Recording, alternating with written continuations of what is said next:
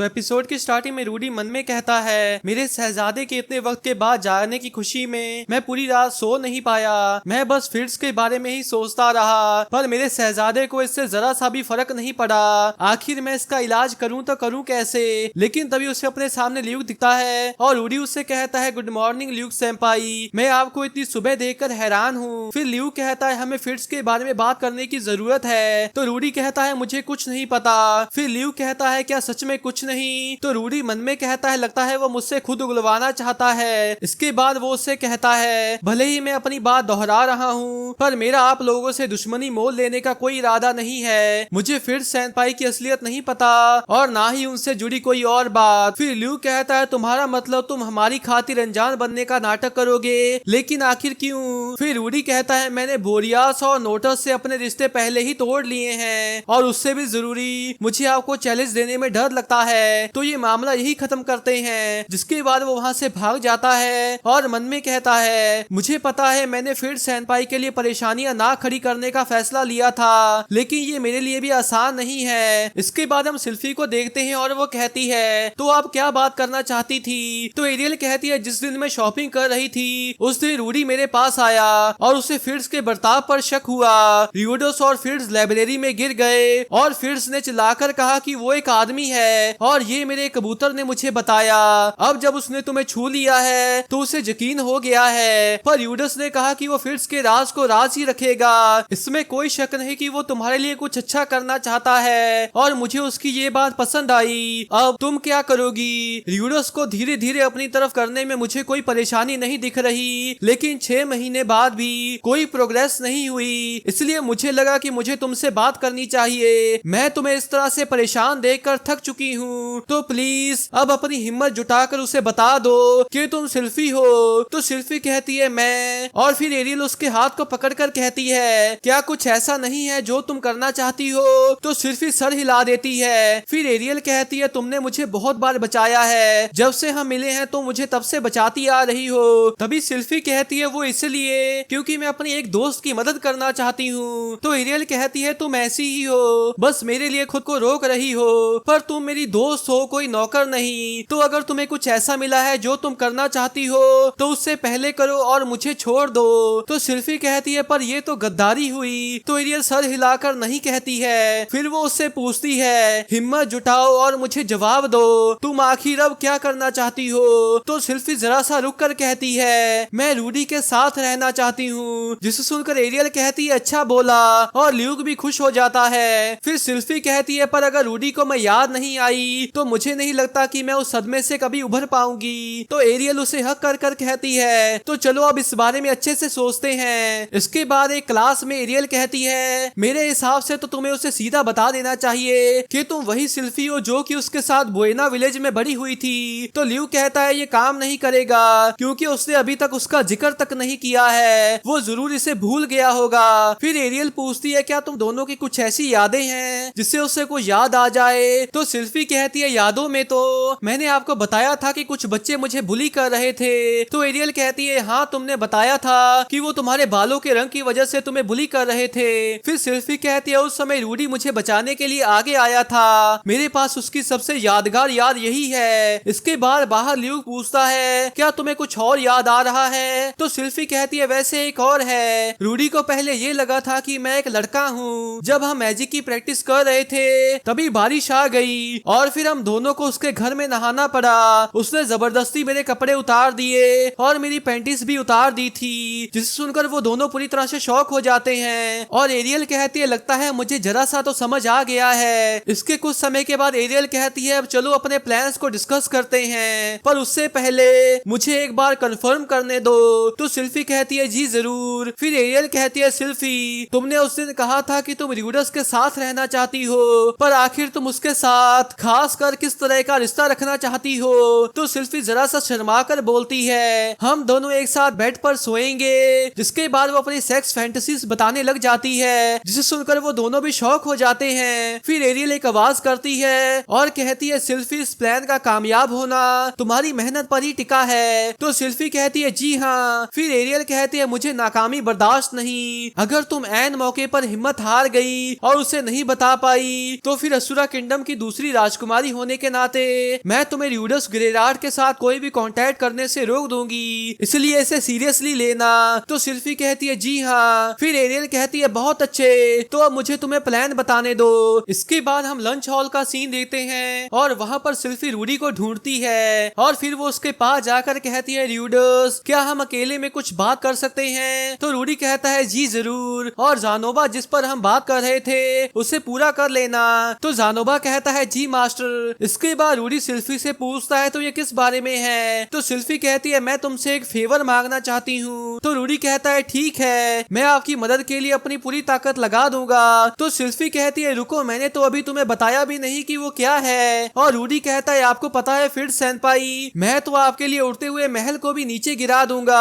फिर सिल्फी मुस्कुराकर कहती है असल में प्रिंसेस सेरियल जरा सा गुस्से में है क्योंकि एक और शाही इंसान अपने बॉडीगार्ड के बारे में ढींगे मार रहा था।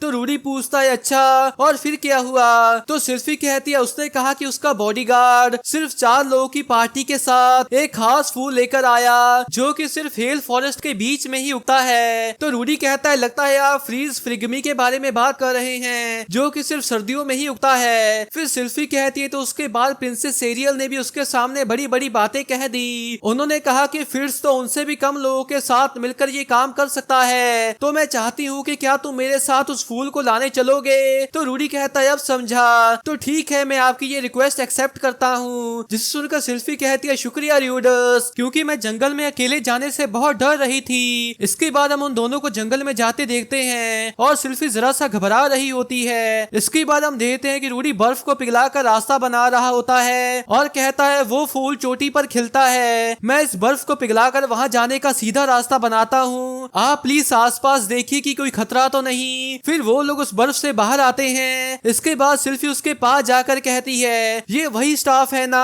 जो मैं तुम्हारे लिए उससे लेकर आया था, ये सच में कमाल की है, मेरा मतलब ये पूरी तरह से कस्टम मेड है और इसमें एक कलर्ड मैजिकल क्रिस्टल भी लगा हुआ है, मैंने उसे महल के बाहर कभी नहीं देखा। तो रूडी कहता है ये एक शाही लड़की जिसे मैं मैजिक सिखाता था, उसने मुझे मेरे 10वें जन्मदिन पर तोहफे के रूप में दी थी। फिर सिल्फी पूछती है क्या मैं इसे पकड़कर देख सकता हूँ? मेरे पास सिर्फ एक बिगिनर वॉन्ड है तो मैं भी इसे ट्राई करना चाहता था। तो रूडी कहता है जी ये लीजिए। फिर सिल्फी उसे पकड़ती है और रूडी पूछता है तो आपको कैसी लगी? तो सिल्फी कहती है ये तो बहुत ही मोटी है, क्या इसे दोनों हाथ से पकड़ने के इरादे से बनाया गया है? तो रूडी भी मुस्कुरा कर कहता है शायद इसे ऐसा इसलिए बनाया गया होगा ताकि मैं बड़ा होकर इसका इस्तेमाल कर सकूं। जिसे सुनकर सिल्फी कहती है अच्छा अब समझी। इसके बाद वो मन में कहती है तो ठीक है अभी तक सब प्लान के मुताबिक ही चल रहा है, अब अगले स्टेप की बारी। इसके बाद वो रुककर अपनी उंगली में एक मैजिकल रिंग पहनकर कहती है रेड टावर, जिसके साथ ही वो लाल कलर की हो जाती है और आसमान में बादल भी आ जाते हैं, जिसे देखकर वो खुश हो जाती है और रूडी कहता है लगता है बारिश होने वाली है। तो सिल्फी कहती है तुमने सही कहा हमें। तभी रूडी कहता है आप चिंता मत कीजिए मैं अभी आसमान को साफ करता हूँ। जिसे सुनकर वो मन में कहती है अरे नहीं इससे प्लान खराब हो जाएगा, जैसे रूडी ने मुझे सिखाया था मुझे बस बादलों में थोड़ा मॉइस्चर जमा करना है फिर उसे ठंडा करना है और गिराना है। जिसके बाद वो बादल और घने हो जाते हैं और रूडी भी चौंक सा जाता है। फिर वहाँ पर बारिश होने लगती है और वो कहता है माफ करना सेनपाई, लगता है शायद आज मेरी तबीयत ठीक ना हो। तो सिल्फी कहती है नहीं नहीं माफी मांगने की कोई जरूरत नहीं, शायद ऐसा इसलिए होगा क्योंकि तुम्हारे पास तुम्हारी स्टाफ नहीं थी। फिर वो मन में कहती है मैंने स्टाफ इसीलिए ली ताकि रूडी उसका इस्तेमाल ना कर पाए, लेकिन इससे तो मेरी भी बहुत मदद हो गई। फिर रूडी कहता है बारिश हो रही है तो हमें छुपने की कोई जगह ढूंढनी होगी, जरूर आगे कोई गुफा होगी तो बारिश से बचने के लिए वहां जाते हैं। जिसके बाद वो दोनों एक गुफा के पास आते हैं और फिर वो दोनों अंदर आ जाते हैं। इसके बाद रूडी अपने बैग से सामान निकालता हुआ मन में कहता है जब फिट्ज ने मुझे हायर किया तभी उसमें कुछ गड़बड़ लग रही थी और सिर्फ वही एक अजीब बात नहीं थी, मुझे ऐसा लगा कि इस बारिश के शुरू होने से पहले